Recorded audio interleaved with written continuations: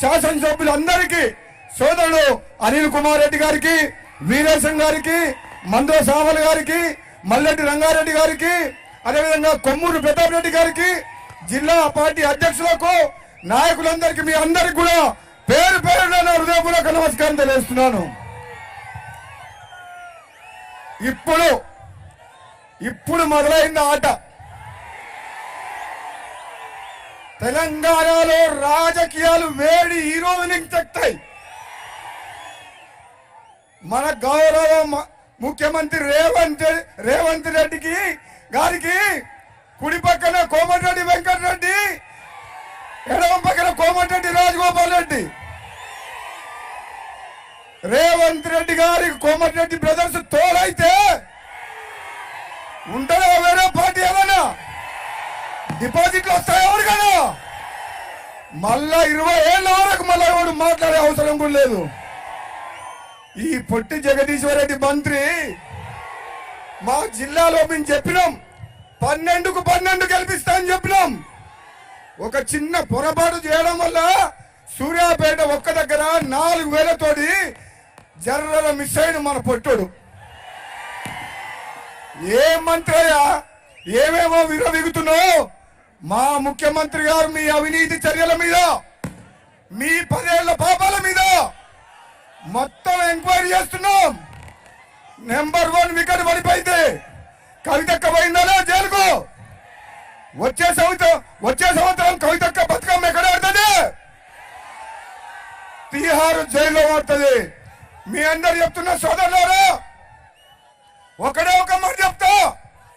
10 ఏళ్ల పాటు అప్పుల పాలు చేసి ఆగమైన తెలంగాణ మొత్తాన్ని, ఈ రోజు తెలంగాణ రాష్ట్రాన్ని గాడిలో పెట్టే బాధ్యత, నిజమైన బంగారు తెలంగాణ చేసే బాధ్యత మన గౌరవ ముఖ్యమంత్రి గారు రేవంత్ రెడ్డి గారు తీసుకున్నారు. మీలాగా టిఆర్ఎస్ పార్టీ లాగా కుటుంబం కోసం, కమిషన్ల కోసం ఈ ప్రభుత్వం పనిచేయదు. రేవంత్ రెడ్డి గారి నాయకత్వంలో భువనగిరి గడ్డ అంటే కాంగ్రెస్ అడ్డనాక మనం కాంగ్రెస్ అభ్యర్థి మన చామల కిరణ్ కుమార్ రెడ్డిని గెలిపించి రేవంత్ రెడ్డి గారికి మనం బహుమానం ఇద్దామా? ఒకసారి చేయలేవటండి అందరూ గెలిపిద్దామా? మీ అందరి తరఫున గౌరవ ముఖ్యమంత్రి గారిని ఒకటే వినయం చేస్తున్నా. నేను ఎంపీగా ఉన్నా 5 ఏళ్లు తెలంగాణ కోసం పార్లమెంట్ లో కొట్లాడి భువనగిరి ప్రజల కోసం తెలంగాణ తెచ్చిన, అవునా కాదా?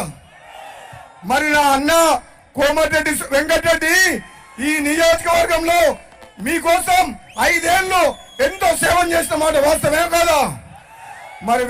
మరి ఇప్పుడు రేవంత్ రెడ్డి గారు ముఖ్యమంత్రి గారు మనకు ఒక అగ్ని పరీక్ష పెట్టిండు. చామల కిరణ్ కుమార్ రెడ్డి గారిని పంపించి గెలిపించుకొని రమ్మని చెప్పిండు.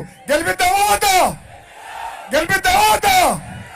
మేమందరం కూడా ఈ రోజు నుంచి రాత్రి మగలు కష్టపడి నల్లగొండ పార్లమెంట్ లో మెజార్టీ ఎక్కువ వస్తుందా, భువనగిరి పార్లమెంట్ లో మెజార్టీ ఎక్కువ వస్తుందా?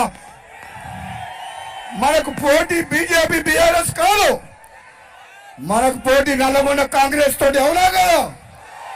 మనల్ని ఓడించే సత్తా ఉందా? నాకు రేవంత్ రెడ్డి గారు ఇంటికి వచ్చి నాకు ఒక బాధ్యత అప్పచెప్పిండు. అన్న నువ్వు తప్పనిసరి తమ్ముని గెలిపియాలన్నాడు.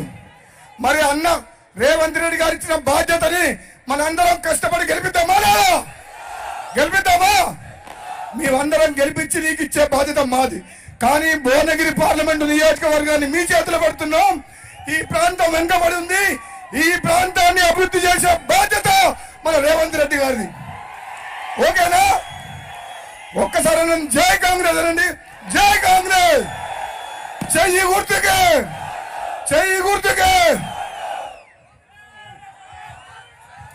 ఒక్క నిమిషం.